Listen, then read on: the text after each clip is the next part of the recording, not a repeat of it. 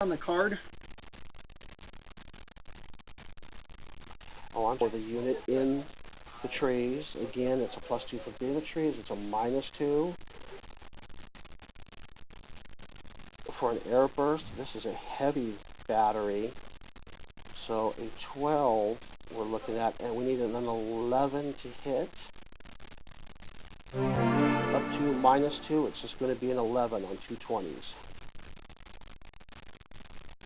That will be a hit. Now I held the fate card and I could use it, but you know, rolling 11 on 2d20s wouldn't be a very good investment on that. I probably should have rolled it for the entrenchment, you know, handed the fate card over to you for that, but such is life. You'll have plenty of opportunities to hand it over, don't worry. Oh, he's just shaken but not stirred. There you go, see? Alright, see if you can whack that other entrenchment. Probably will not do it. You can look it up. I don't have it handy. I don't have the charts like of how to control. Okay. Okay, well,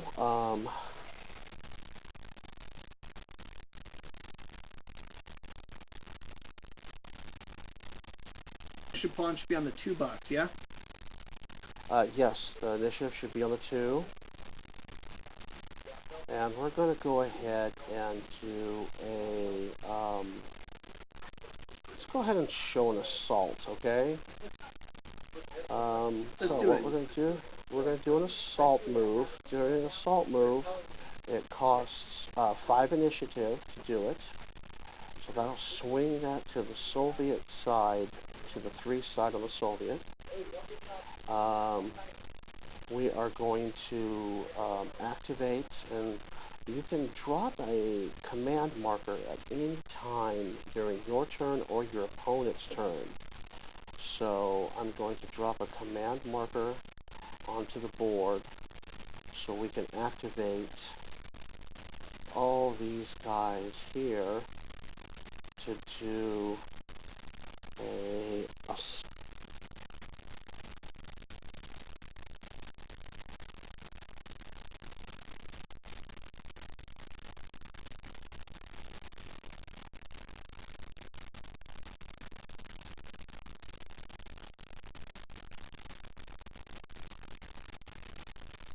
By the way, when you're activating people, there's 2 different forms of command you can be in. Mission command, tactical command, or no command, or out of command. To activate someone in mission command, you pay, you basically pay 0 resources, 0 initiative. To pay for somebody in tactical command, it costs 1 initiative per unit to activate them in tactical command. And then if they're out of command, correct me if I'm wrong, I believe it's 3. No, it's 2 unless it's a radioless tank like what you have. That's right. And in that case, if you're doing a move or an assault order, and you can see there's a little yellow marker on the initiative track, right above the initiative track on orders matrix, then it costs double what it would normally cost. So if you're in mission, you're at 0, doubling 0 is still 0, but if you're at 1, it would cost you 2. If you're at tactical, if you're out of command, it would normally cost you 2, it would cost you 4. And by the way, I just highlighted the mission command marker there so you can see its range. The range is 3 for the Germans, and that's easy to track in Vassal through the command and control track up in the tracks display. So all of those guys activated for free because they're all under mission command. So all these units here could go ahead and do a movement. Now, I'm going to drop another command marker out here and activate all of these guys on the left-hand side to also do an assault order. So we'll start with these guys out here. It's half of my movement points, so that would be 1. And he can't see me because of the hill that's there. Yeah, line of sight is almost identical to combat commander. My guys up on the plateau can see into the crest line, but they can't see below it. So basically nobody can see him right there, so he'll move one more for 2, and he will be done. One nice thing in this game, you can keep track of who you've moved and who you haven't moved. After you get done taking your order and you're either firing or you're moving, then if there's no, op fire or anything that the enemy is doing to you and he's not, you're completely done.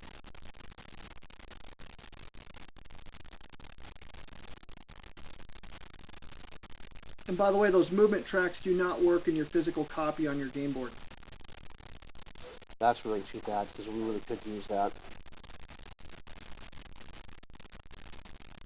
Again, just to save time because I know no one can see them, I'm just going to move these guys up real quickly. Incidentally, he's doing that. I'm going to point out that there is no stacking restrictions in the game. You can put as many guys as you dare into a hex. I say as you dare because stacking is generally not a good idea if anybody can see you, because basically when you shoot into a hex, everybody in that hex has got to defend against that shot. So the more you stack, the more you pay.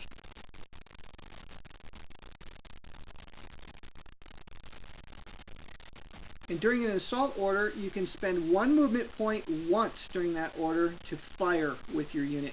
But you're going to fire using a 1 die penalty. So instead of rolling d10s, you'll roll d8s and so forth. Yep, that is correct. So, now what we're going to do is we're going to take a shot with our Panzer IV up here. Line of sight is right there. We are, nothing blocks our line of sight. Now this game has a thing called hindrances.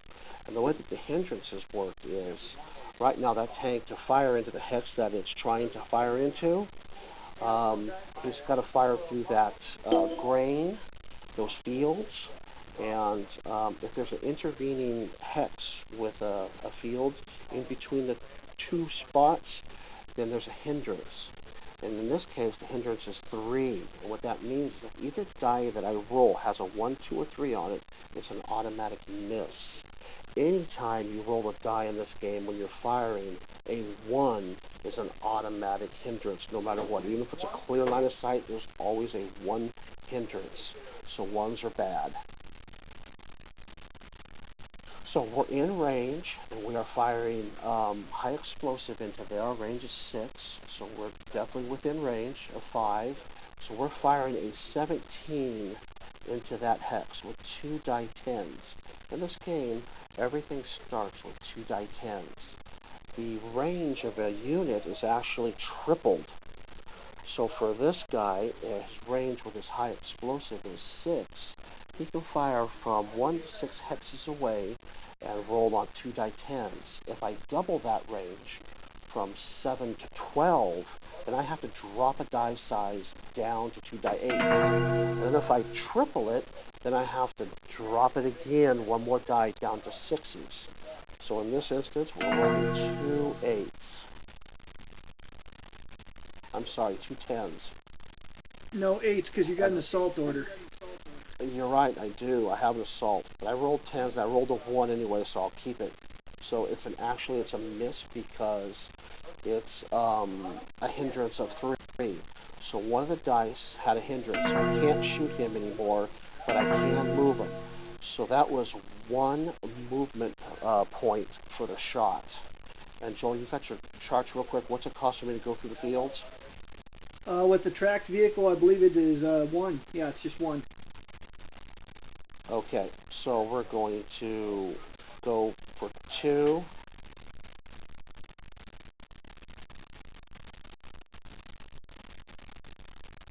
You can keep going. You get a free rotation when you enter a hex. If you start a hex with your movement, it costs you 1 movement point to be able to rotate to any hex side that you want. So to move into that wire for the blue, it's ×2. So it's going to cost me 2 to go into that hex. So I just went 2. So I went 1, 2, 3. And by the way, the free rotation takes place before any op fire opportunity.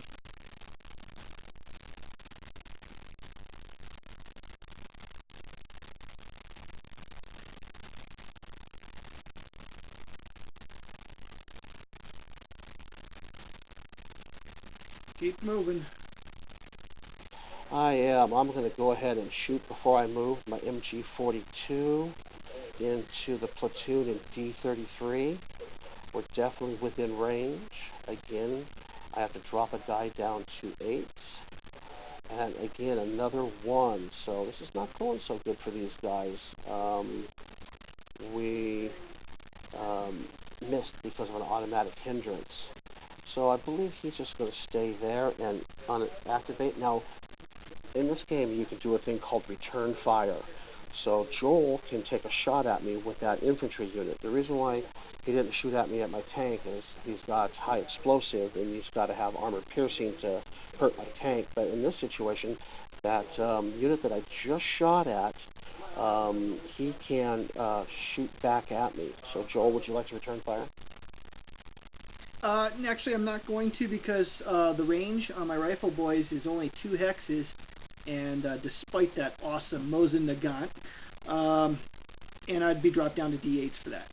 Mike asked why were the dies dropped to D8 for the MG42 shot. Well, the reason is he's under an assault order. When you assault, you can move and shoot, but you pay a price in that you drop down a die. Yeah, the other thing too is you could explain how light machine guns work in this case, because if Joel was to drop down an asset card at this time, he could actually increase his range by 1, which would put me into normal range, so he wouldn't have to drop a die, but he would have to get rid of a card to do it. Yep, I'd have to drop a card to do it, which I don't want to do at this time, and I'd also be facing the same level of hindrance, and I just got a gut feeling those Germans are going to come a little closer to me. You got a very good premonition there, so we're going ahead and just move up here for 1. Would you like to take a shot? Now that one there, that's an awfully tempting shot, so we're going to go ahead and actually take you up on that one. So our rifle platoon is going to fire, and since it is actually technically a form of movement, any and all guys that have a line of sight to them could shoot. If you're doing an op fire in response to simple fire order, that's called return fire, and that's just a one-shot deal. So if he fires a guy, I can fire with one and only one guy. But during movement, I can fire with any and all guys that have a line of sight to the guy that's moving. However, remember, rate of fire. This rifle guy, he's got a rate of fire of 4, so if any of my dice are a 4 or less, he's spent and he can do no more op fire for the rest of this order. So I'm going to throw 2 D10s. I do have a line of sight because it's right along the hex side there, between C14 and C34 and C35. So I know I got a line of sight. Here comes 2 D10s. Oh great, that die roller's broken again. Yeah, it is. He will become spent. And the reason why is he rolled a 1, and there's always a 1 hindrance. So, we'll go ahead and go, well, actually, yeah, 2-3, and I am finished with that unit because he went half of his movement, and I don't have any extra to shoot with. Yes, indeedy, and we will refrain from firing upon him with our other rifle at this time. I want to see what your grenadiers do. Okay, we'll go ahead and move these guys for 1. Alright, I'm going to deactivate your other guy that moved. No line of sight to him there, so keep moving. Oh, by the way, you can move with command markers. You can drop them off, pick them up, leave them behind. You can do all that kind of cool stuff. But here's the deal. If I enter into a hex with a German command marker and there's no German in the hex, the command marker is discarded and removed from the game, which can be catastrophic. Yeah, you don't want to lose your command markers in this game. Okay, I will go ahead and take an op-fire opportunity with my rifle. Now that you are so kind as to move adjacent to me. Granted, you have cover of, I think, 4 there in the building. Correct. Yeah, cover of 4. But I will throw 2 D12s. Now, the D12s in the game hate me, so I'm just warning you up front that the D12s hate me. And my shot is actually not too bad. He is spent, but the shot does count. So what I'm going to do is my rifle guy has an attack rating of 13, to which we add the die roll of 15. So what is that, 28? That's yeah, attack factor it's going to cost him 2. Oh, I'm sorry, I forgot to drop my command marker. Duh. Go ahead and drop it. Yeah, I intentionally positioned my guys that they would be within 2 hexes of this particular locale. And so I'm going to put my mission command down there so that it conveys command to everybody within 2 hexes for the Soviets. So there we go. And attack rating was 28, so you're going to have to dice against that. Now he takes his defense rating of 12, and the defender always rolls 2d10s, and he's got to be equal to 28 or higher in order to defeat my shot. And I don't think that's going to cut it. Nope, it's a 6. Right, so he's going to get a lovely hit marker. Let it be a unk kill. Ah, shaken. Not stirred. I'll talk about the hit markers real quick. Shaken, the number on there up at the top indicates what you have to roll to rally from that hit. And if the number is in red and you fail the die roll to rally him, the guy takes a step loss. So a platoon now only has 2 squads and so forth. A single squad would be eliminated on that occasion. If there is any conditional letters beneath the word shaken, some of them will say pinned, broken, etc. Any letters down there indicate that unit may not move and or fire. So if there's an F, it means you can't fire. If there's an M, that means you cannot move. If there's an M and an F, you cannot move or fire until rallied.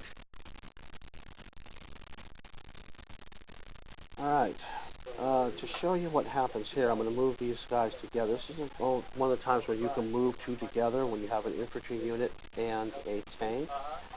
Normally when an infantry unit is moving in the open, they have 1 less on their defense. But if they're moving with a tank, that negates that -1 moving in the open modifier. So the infantry unit can move 3. So 1, 2, 3 for the infantry unit. Now this infantry unit to move with this tank would cost 1 plus 1 because it's going uphill. Before I do that, hold on, Joel, let me back that one up a little bit, quick. Still more stuff. Let's go ahead and we're going to drop that infantry off there, and that tank's going to continue to move, and now he will be uphill. So cost was 1, 2, 3, 4, 5 to get up that hill. Okay, just for grins, I've got the command marker here. Now I don't want to use all my command markers, because what's going to happen is at the end of the turn, these command markers are going to flip over to their tactical side, which means now I got to pay initiative, but I don't have to pay as much initiative. So I don't want to use all my command markers, but I will go ahead and use this one. I'm going to put him here with that rifle platoon, so that puts my T-34s both in command in case he gets frisky on my left flank. I will take the T-34 on the right and op fire there against your Panzer that's moving, because I got a feeling I'm going to get shot at here. Let's see, move 1, 2, 3, 4. Yeah, I think you got a movement point left to shoot at me with, so I might as well shoot first. And I'm going to throw 2 D10s, and my attack factors are 12. Let's go ahead and drop a card here. I'm going to drop a pretty much useless card here and turn that into an APCR round. And the effect of that is, looking at my chart here, at a range of 3, it's going to add 6 to my firepower. Yeah, 6 to my firepower. So my attack factor is now considered to be 18, which is pretty good because his defense is 17. Angus Lee, yes, you're correct. He has half his movement points when he's doing the assault orders. So he moved 1, 2, 3, 4, 5. He's got 1 movement point, 1 full movement point remaining. Actually, 1.5. You don't drop any fractions in the game. All right, so going ahead and firing 2 D10s. Oh, it doesn't get any better than that. Well, I suppose it could. Not much. No, not really. Okay, so is that 16 and 18?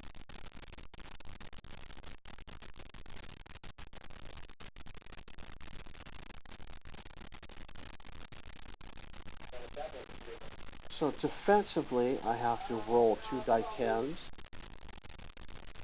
And that will not do it. That's a 29. So this armored unit will take a hit.